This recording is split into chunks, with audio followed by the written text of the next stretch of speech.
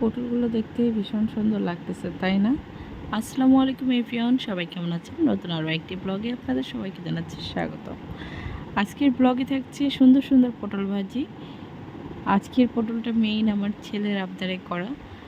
তো ও ভীষণ এই খাবারটা পছন্দ করে। এভাবে পটল এমনিতে খেতে চায় না, অনেক বাহানা যে খাবো না, এটা এরকম ওইটা ওরকম, মানে পটলের যে বীজ আছে ওইটাও খেতে পছন্দ করে না আর কি। যাই হোক, তো আমরা নর্মালি যেভাবে পটল ভাজি ওভাবে ও একদমই খেতে পছন্দ করে না।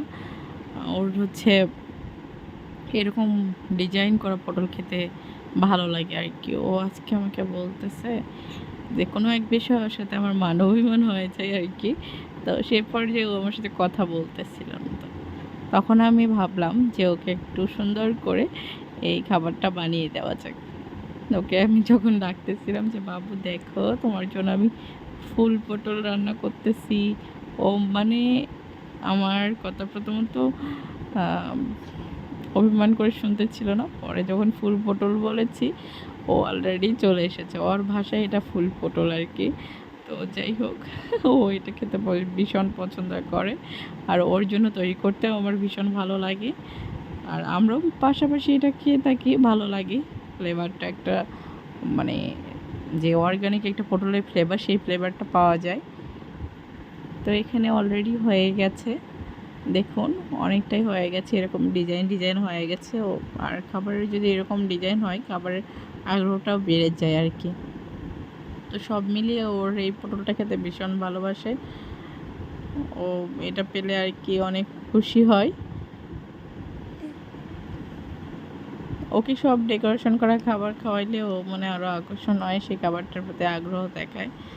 আর নর্মালি খাবার আমরা যেগুলো খাই সেগুলোই খাই, কিন্তু এই পটলের ব্যাপারটা আর কি সে এমনিতে খায় না। হ্যাঁ, তার জন্য এরকমভাবে ভেজে দিলে সে মানে খুব মজা করে খায় এটা। তো সব মিলিয়ে এই যে অলরেডি হয়ে যাচ্ছে পটলগুলো, আমি এপাশ ওপাশ করে এগুলো ভাজে নিচ্ছি। আর এই প্রসেসটা একটু লং, কারণ আস্ত পটল যেহেতু, এর জন্য এটা ভাজতে একটু টাইম লাগে।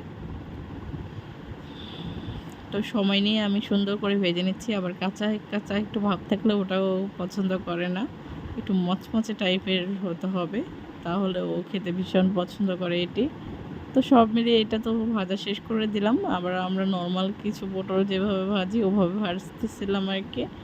তো আমার সেরকম এরকমও চলে, ওরকমও খাবারটা খেতে পছন্দ। তো যাই হোক, দুইভাবে আমি খেতে পছন্দ করি, কারণ আমার পটল ভাজিটাই পছন্দ আসলে। আর আমার ছেলে তো এভাবে খেতে একদমই পছন্দ না, ওর একটু ডিজাইন করে দিলে ও পটলটা খায়। তাছাড়া এইভাবে দিলে বা তরকারিতে পটল দিলে ও একদম খেতে চায় না। সব মিলিয়ে খুব ঝামেলা হয় ওর সাথে এটা নিয়ে। তো পরবর্তীতে ওভাবে ফুল বানিয়ে দিলে ও ভীষণ মজা সহকারে খায়, তখন আর কিছুই বলা লাগে না। তো সবাই ভালো থাকবেন, আপনাদের বাচ্চাদের সাথেও ট্রাই করতে পারেন। আল্লাহ হাফেজ।